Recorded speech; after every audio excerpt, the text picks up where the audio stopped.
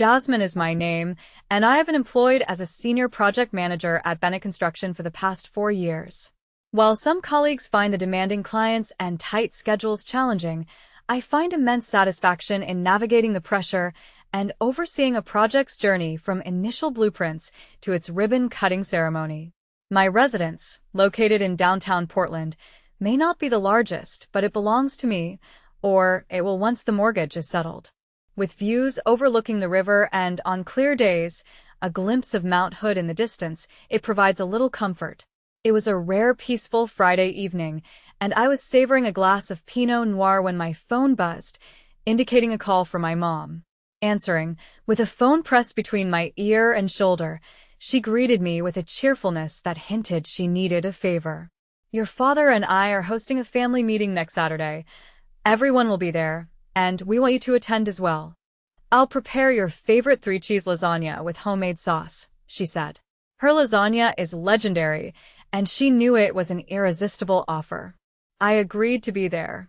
After hanging up, I returned to the balcony, reflecting on how long it had been since I last saw my parents. With my 60-hour work weeks and their active retirement of golf and community theater, our paths intersect only during significant holidays. It would be interesting to catch up with my younger siblings, Tyler and Tiffany, the 24-year-old twins who were 12 years my junior. While I was setting up my first apartment and juggling university studies, they were still enjoying their elementary years and getting lavish attention. The parenting approach our parents used shifted dramatically from raising me to raising them. Responsibility, saving money, and independence were early priorities for me. By 12, I did my own laundry, and at 14, I babysat the twins whenever our parents went out. In contrast, Tyler and Tiffany faced fewer rules and were indulged more. When I left home at 18, they were still being tucked in nightly. Now at 24, both live in apartments our parents support as they find themselves. Tyler is on his 4th college major, communication, while Tiffany is in between jobs after leaving her toxic barista role. On the family meeting day, Saturday at precisely 4 p.m., I arrived at my parents' house. Tiffany's bright blue Kia and Tyler's motorcycle in the driveway signified that I was the last one to arrive, likely a topic of prior discussion.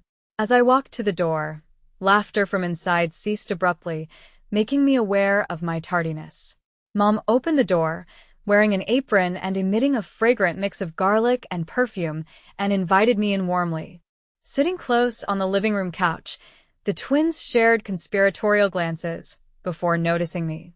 "Hey, Jazzy," Tiffany called, twirling her blonde hair. "Nice suit working?" she inquired. Despite it being Saturday, I did not correct her. I continued to nod at Tyler, who merely waved back. Entering the dining room, I noticed the table was set with the fine china usually reserved for Thanksgiving or Christmas.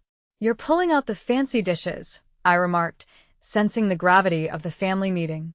Mom and Dad exchanged a quick, unsettling look. Before I could inquire, the twins followed into the dining room, taking their typical spots across from me. Throughout dinner, the conversation remained light and somewhat trivial. Mom shared stories from her garden club, Dad spoke of a prospective golf club, and the twins gossiped about people from their circle unknown to me. No questions were directed towards me, concerning either my work or life, which, although not unusual, still left me feeling disregarded. The lasagna, as always, was excellent, yet I barely relished it amidst the underlying tension in the air. Mom, slightly trembling, served homemade tiramisu, another favorite dessert. Feeling the need to confront the situation, I finally set my fork down. "All right, tell me what's happening. You're all behaving strangely, and the meal includes 2 of my favorite dishes. What's really going on?" I urged. Another weighted glance ensued between my parents, and Dad began, "Jasmine, as you know, we're getting older and thinking about the future." Mom interjected, "We've decided to finalize our will and," while seated at the dinner table, Mom and Dad decided to inform me in person that they had chosen to leave both the house and the lake cottage to Tyler and Tiffany. The announcement was followed by a profound silence in the room. I glanced at Dad, expecting more information, but he merely watched me as if waiting for a response. With an oddly defensive tone, Mom chimed in, That's it, Jasmine. You need to understand, honey. You're doing so well financially, while the twins are still trying to find their footing and need a sense of security more than you do. I exchanged looks with my siblings who were poorly concealing smug grins. To be clear, Tyler said, leaning forward, we wanted to ensure there's no confusion later. Everything is left to us. It struck me hard, like a blow to the stomach. The family home that I've been helping to pay the mortgage on for 4 years, and the cottage I invested $30,000 into renovating just last summer. Seeing my reaction, Mom's face flushed slightly. That's not relevant, Jasmine. Family helps family, you know.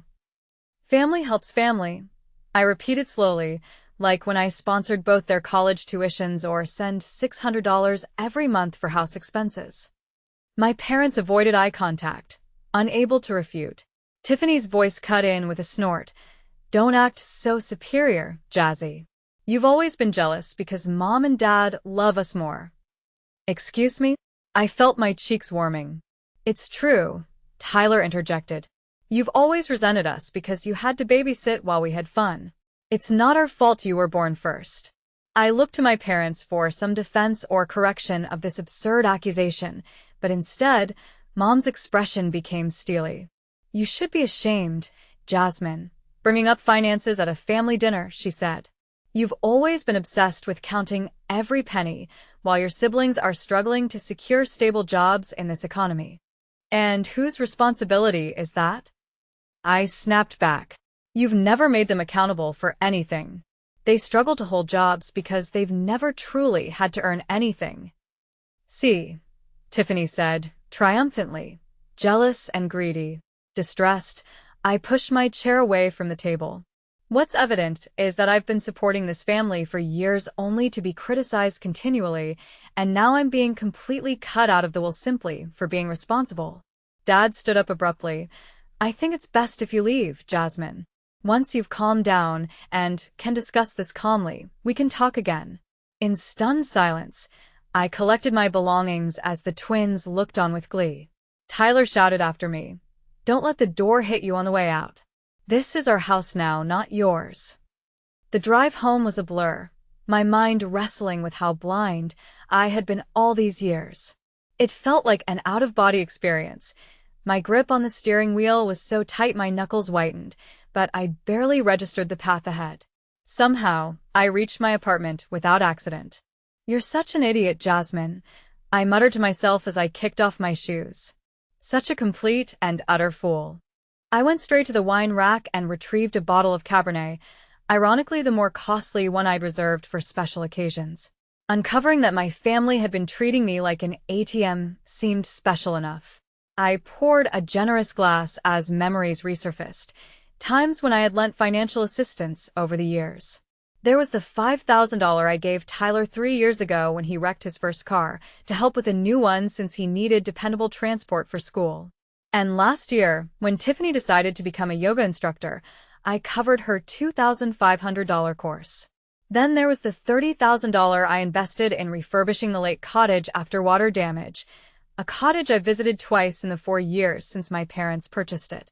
Yet, the biggest outlay was contributing to their house payments. 4 years ago, when my parents were considering downsizing to their current home, the payments exceeded what they could afford on a retirement budget. After taking the mortgage themselves, shortly after I received a promotion, they approached me for support with the monthly dues. So, for 4 years, I've sent $1,800 monthly for their mortgage, plus an extra $600 to manage utilities and taxes. It adds up to $2,400 a month, I muttered. Reflecting on the calculations, for 4 years, the sum I had given them totaled nearly $115,000. And for what purpose? To be told that I wasn't included in the will, because I was doing well financially. I took my wine to the couch and gazed out at the city lights. Honestly, I wasn't particularly interested in inheriting their house or the cottage. What stung was their dismissive declaration, as if my contributions held no value, as if I held no value. Using my favorite meal as a bribe felt manipulative. I opened my banking app and scrutinized the scheduled transfers. $1,800 to mom and dad's mortgage on the 15th, and $600 for parental expenses at the start of each month. With a deep breath, I canceled both recurring payments, turned off my phone, finished my wine, and went to bed. The following morning, I woke up feeling lighter than I had in years. For the first time, I didn't have to worry about allocating a significant chunk of my paycheck to my parents and could finally start saving for my future. Over the next 2 weeks, I threw myself into work, staying late at the office and tackling projects over the weekends. My phone remained blissfully silent, no calls or texts from my family, as if our confrontation had never occurred. Then, exactly 14 days after that catastrophic dinner, I received a text from my mother. "Jasmine, don't forget the mortgage payment is due today. Also, we need the household money by Friday. The electric bill is higher this month." I stared at my phone, incredulous. Was she serious? After everything that had transpired, she still expected me to send money, as if cutting me out of the will and insulting me in person was just routine. I typed my response. "I won't be making any more payments for the mortgage or bills. I refuse to financially support a house that you've clarified I have no stake in. Please make alternate arrangements." I hit send and set my phone down, heart pounding. Within 15 minutes, it rang. Mom's name flashed on the screen. I took a deep breath and answered. "How dare you?" she shrieked, bypassing any greeting. "You can't just stop paying without notice. What are we supposed to do?" "Hello to you too, Mom," I said, maintaining a calm voice. "And consider this your notice. I won't be making any more payments. You can't do this to us. We're your parents. You have an obligation." "I don't, actually," I interrupted calmly. "I've been helping voluntarily because I believed we were a family who supported one another. But after learning that you and Dad are leaving everything to Tyler and Tiffany, I realized this arrangement isn't fair to me." "This is about the will," she huffed. "I knew it. You're just greedy and jealous. Your father and I raised you better than this." "No, Mom, this is about respect.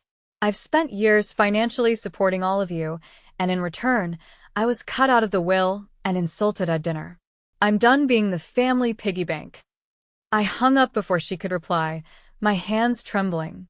The calls began almost instantly, first from my mother again, then my father, then both twins. I let them all go to voicemail. Their messages varied from tearful pleas to harsh insults. "Jasmine, please," Dad begged in one message. "We can't make the mortgage without you. We'll lose the house." "You selfish bastard," Tyler snarled in another. "Mom's crying because of you. Hope you're happy." After 2 days of this, I blocked all their numbers. I needed peace. A week later, my phone started ringing with calls from relatives I barely spoke to, first my Aunt Linda, then my cousin Steve, and even my father's brother in Arizona. Apparently, my mother had been busy spreading her version of events. "Your mom says you're trying to make them homeless," Aunt Linda said when I finally answered one of her calls. "What's going on, honey?" I took a deep breath and explained the situation. The will, the dinner, and most importantly, the fact that I'd been paying their mortgage for 4 years unbeknownst to the rest of the family. "That can't be right," she said, genuinely confused. "Your mom told everyone you just helped them with the down payment." "I've covered every single mortgage payment since they bought the house," I replied, "plus extra for bills. You can ask them yourself." Similar conversations followed with other relatives. Some sided with me, some with my parents, while a few refused to believe I'd financially supported my parents at all, insisting I was lying to make myself look better. Fed up with the whispers and accusations, I finally posted publicly to clear the air. I shared a thorough explanation on Facebook about the financial aid I've extended throughout the years and my decision to halt support. I concluded with, "I care for my family, but I can't continue to fund their lifestyle while being treated as a stranger. I must focus on my future now." The post sparked numerous supportive comments, but also received a fair share of critique. Some family members felt sharing family matters publicly was inappropriate. Others suggested I should continue paying the mortgage, arguing they're still your parents. A month slipped by without hearing from my family, leading me to believe they might have finally come to terms with my decision. My work life remained hectic, and I began to relish the financial independence of not sustaining for additional adults. I even managed to make a down payment on a long-anticipated trip to Italy. Yet, tranquility is fleeting in my family. On a Tuesday, I was tasked with overseeing a project in Sacramento. My firm had recently finished constructing a medical office building, and they needed someone for the final inspections and client walkthrough. "It's just 3 days," my boss assured. "Fly out on Wednesday morning and return by Friday night." I packed light, only bringing a carry-on with essentials and my laptop. The trip proceeded seamlessly. The client was pleased with the structure, the inspections passed with minor issues to resolve, and I enjoyed a delightful dinner at a local restaurant suggested by the hotel concierge. By Friday afternoon, I was on a homebound flight, feeling content and ready for a peaceful weekend. Upon reaching my apartment building around 8 p.m., I noticed something off about my door while approaching it. As I drew nearer, my heart sank. The entire door frame was packed with expanding foam, the type that solidifies into a hard mass. Someone had intentionally sprayed it all over, making it impossible to insert the key or open it from the outside. "What the hell?" I murmured, setting my suitcase down and feeling the foam. It was entirely hardened, barring any entry, without expert assistance. I whipped out my phone and called the building's emergency maintenance team, but received voicemail instead. Then, I tried reaching the building manager, who picked up after 4 rings. "Mitchell, how can I assist?" "My apartment door has been vandalized," I reported, trying to maintain my composure. "They sprayed expanding foam all over it. I can't get in." There was a momentary pause on the line. "That's strange. I'll contact our locksmith service, but it might be a couple of hours since it's a Friday night." I eventually found myself sitting in the hallway next to my luggage for nearly 3 hours before a groggy locksmith turned up with his tools. He whistled at the sight of my door. "Someone really didn't want you getting in," he noted while evaluating the damage. "This is going to be challenging." It took him almost an hour to remove enough foam to access the lock mechanism. By midnight, I was finally able to enter my apartment, feeling both exhausted and irate. Once inside, I immediately went to my laptop. Last year, after a package was pinched, I installed a security camera in the hallway, aimed directly at my front door, uploading footage to a cloud server which I could access remotely. I located the pertinent time frame and started the playback. Initially, the hallway was empty. Then, at around 2 p.m. on Thursday, a recognizable figure appeared. Tyler, my brother. Despite wearing a baseball cap low over his eyes and a hoodie, I'd recognize his walk anywhere. He looked both ways in the hallway before pulling a can from his backpack and spraying the foam around my door frame. He did so methodically, ensuring to cover every part of the lock and where the door met the frame. Afterward, he stepped back to admire his work, then quickly left. I replayed the footage 3 times, with my anger mounting each time. This wasn't mere petty revenge. This was vandalism, a criminal act that would cost thousands to fix properly. The following morning, I went to the local police station, providing the video evidence and filing an official complaint against my brother. "Do you know why he might have done this?" the officer asked while taking my statement. "Financial disputes," I replied tersely, not wanting to delve into my entire family drama with a stranger. The officer nodded and continued typing. "We'll contact him for questioning soon." "Do you have a secure place to stay?" "If you're worried about your safety," the officer asked. "I'll be fine," I interjected. "I just want him to face the consequences for the damage." 3 days later, the same officer called me. "Ms. Mitchell, we've brought your brother in for questioning." At first, he denied everything, but when we presented the surveillance footage, he confessed to defacing your door. "Good," I replied with grim satisfaction. "What happens next?" "We've charged him with criminal mischief and property damage," she explained. "Due to the repair costs, it's a more serious offense. He might be facing fines or even probation." I thanked her and hung up, only for my phone to ring again. It was an unknown number, but I answered. "Jasmine, what have you done?" It was my father, furious. "The police have detained Tyler, your own brother." "They didn't arrest him, Dad. They questioned him after I reported him for damaging my apartment," I clarified. He's just a kid. He made a mistake, Dad protested. He's 24, I replied bluntly, and his mistake is costing over $3,000 to fix. The building manager said the whole door and frame need replacing. Is this how you treat family? By involving the police. Dad demanded. Family doesn't vandalize each other's homes, Dad, I replied. There was a brief silence before he continued, his voice now subdued. What can we do to resolve this?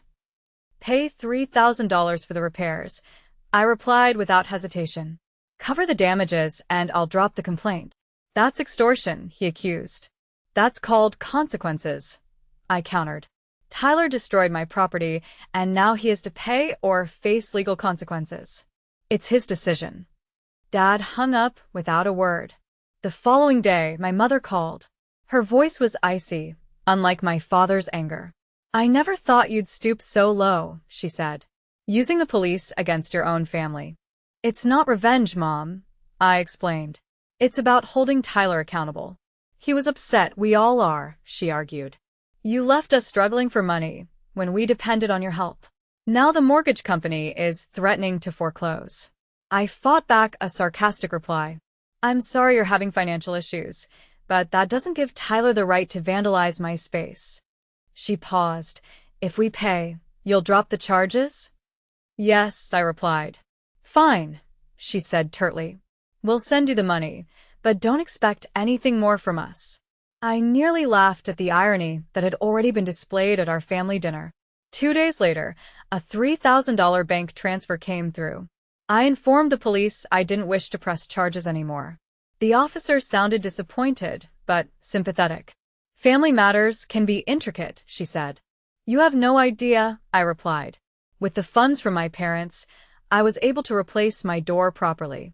The building manager was understanding, but advised additional security measures. I upgraded my security cameras and installed a secondary lock. Half a year has passed since my last direct interaction with my family. My Aunt Linda, who calls me every few weeks, informs me that my parents are still struggling with their mortgage. They've drained much of their retirement savings to keep up with payments. Your mom's working as a waitress at a nearby diner now, she updated me during her most recent call. Doing morning shifts, and your dad's working at a hardware store 6 days a week. They're barely scraping by, and Tyler and Tiffany aren't contributing at all. Tyler had a retail job but quit after 3 weeks, saying the manager was unreasonable about punctuality. Tiffany sometimes babysits, but spends most of her time planning a lifestyle blog that just never starts. The worst part, Aunt Linda added, is they still blame you for everything. Your mom tells everyone you abandoned them when they needed you most. I just smiled and shifted the topic. I'm indifferent about their opinions now. My life has improved significantly. I was promoted to senior director last month, along with a substantial pay rise. I took a trip to Italy and have plans for Japan in the spring. I have a proper home office now, allowing me to work peacefully. Through my hiking group, I've made new friends, and I've been dating someone interesting for the past couple of months. For the first time in my life, my time, money, and future are entirely mine.